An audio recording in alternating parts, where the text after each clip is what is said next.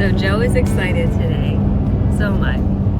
But we are excited because we are going to pour concrete.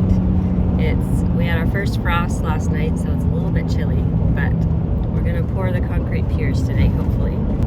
Ever since we bought that property, we've wanted to put a cabin on it, and now, a few years in, we're going to actually make it happen. Yep, we have the holes all dug. They're at the right depth. We have some mason lines strung out to mark out the rectangle of the bottom of the cabin. And it's going to be a small cabin, but it's okay. It's going to be comfortable, and it's going to be a dream come true. Yeah. I've always wanted to have a space where I could sit by the window and drink my coffee and see, like, be cozy, but still see the outdoors. With a wood stove glowing in the... Next to the wood stove. I'm really excited to have that cozy space to enjoy the woods a little bit more. So that's the plan for today.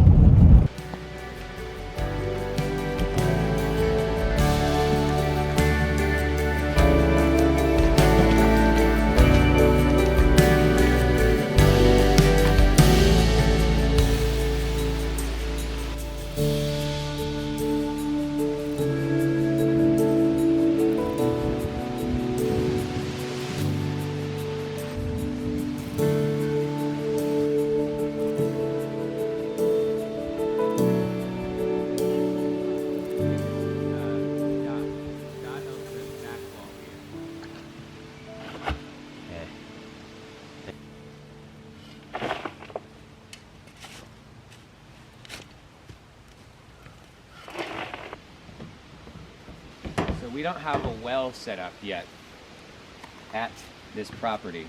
So we got an IBC tank here with about 140 gallons of water or so, and a pump and a generator and a cement mixer. My brother-in-law let us use it.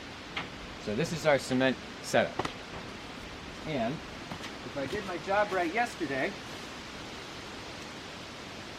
I should be able to just start the generator like this.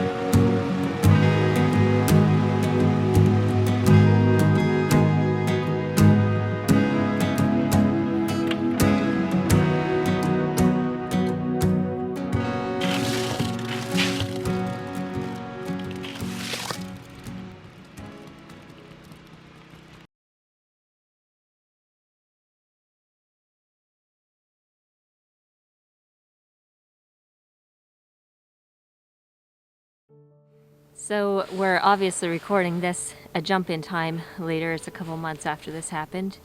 But we wanted to tell the story kind of chronologically here.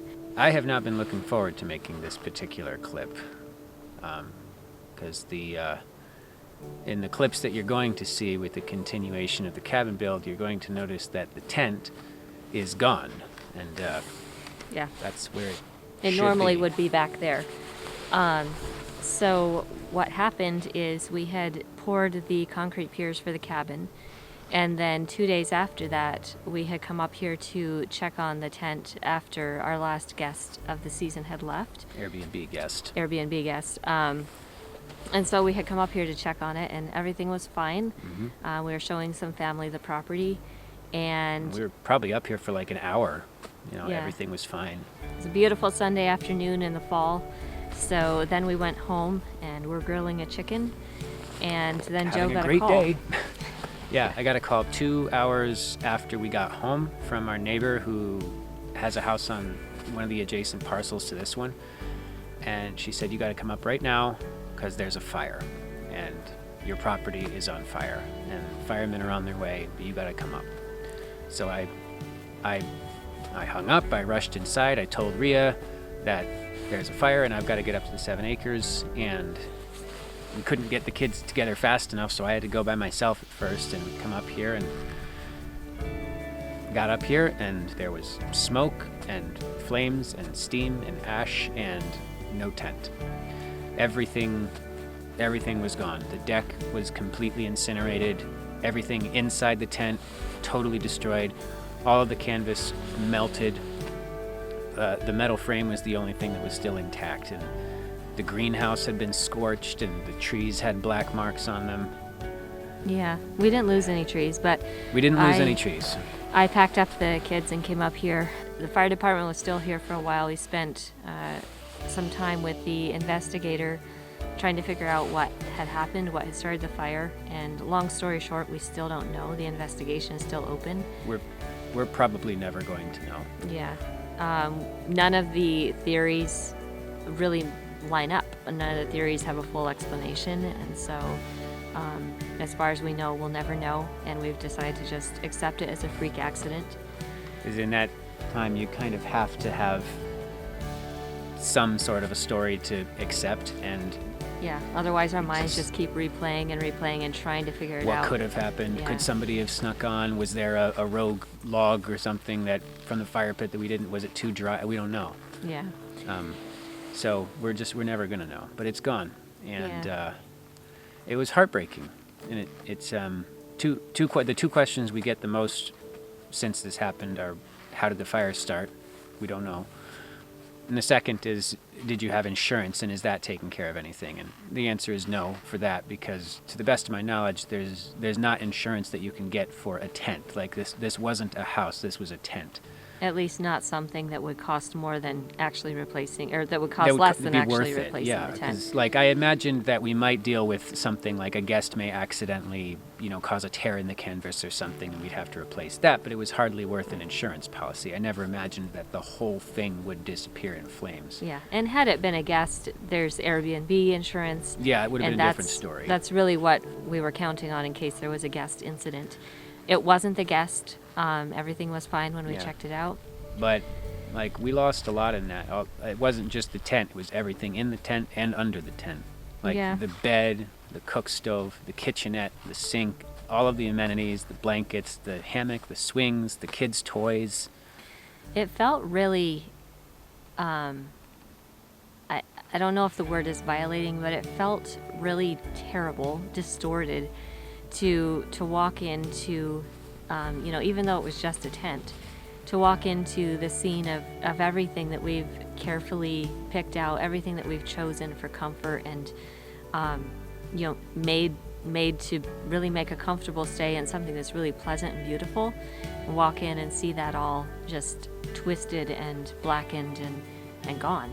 We're really missing the tent right now because it's very cold while we're building the cabin.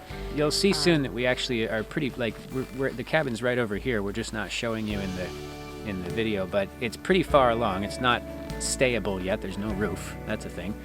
But the cabin was never meant to replace the tent. It was meant to be there, and the tent would supplement the cabin. Mm-hmm. And so we really got thrown for a loop there, because where we were building a cabin because it was fun and it was going to be an even better Airbnb and a more fun place to stay, and we could enjoy the tent while we're building the cabin. Now we've got to build the cabin because It's our only home base now. the emotional loss of this Yeah.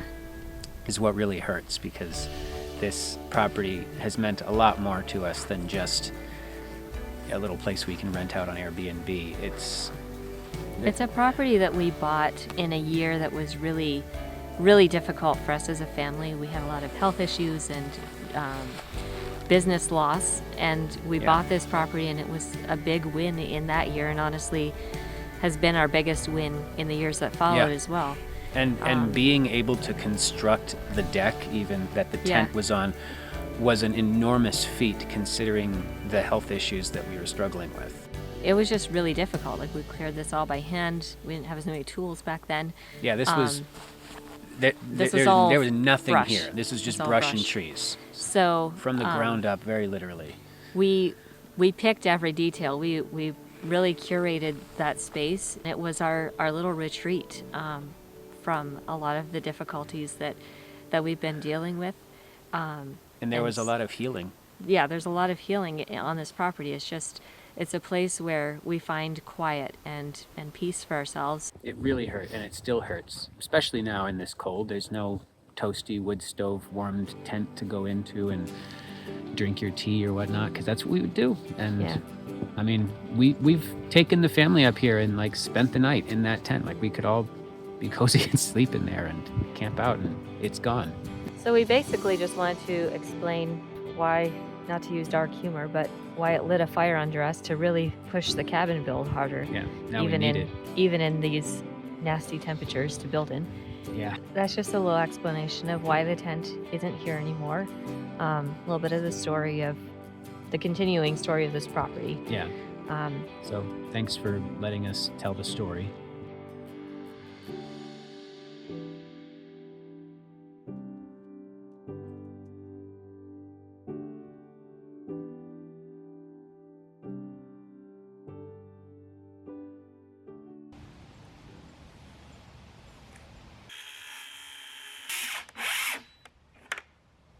The saw blade isn't at a perfect 90, so I got to adjust that.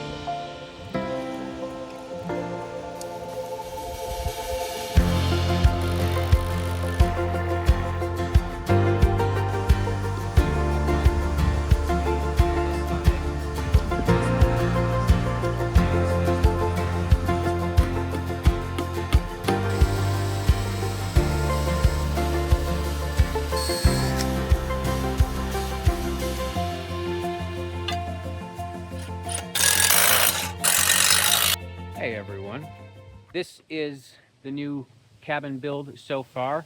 We've got our concrete piers in place and cured, and what I've been doing is putting in these brackets tap-conned into the concrete to hold the posts that are going to be the foundation of the cabin, like this guy here, which is not attached just yet, but we're going to use those posts to actually keep the frame, which you can see behind me here. We're going to keep that level by cutting the posts to the height that they need to be, because this ground obviously is not flat. We're on a bit of a slope here. So yeah, that's what I'm doing. And all the brackets are in place, and I really hope they're lined up. I did everything I could to line them up as perfectly as I can, but I've never done this before, and I'm not perfect. So chances are there's going to need to be some forcing posts into place to make this work. But that's okay. That's okay. It's okay.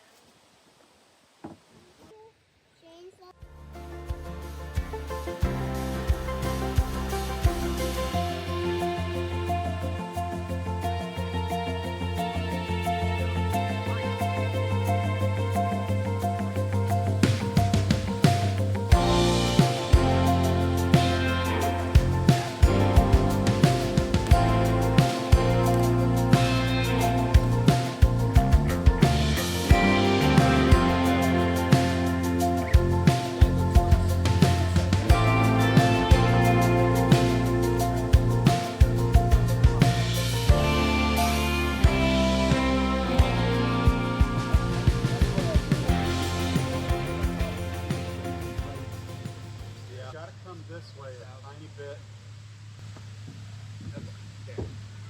Wow. That pretty good, Joe. Lined up pretty good. That actually lined up pretty darn good. Man, that looks pretty good so far. Yeah. Wow. Wow. This works out really good. Yeah. You got it. I've got it. It's okay. Yeah, sure. Nice. There we go. It's on the sleeve.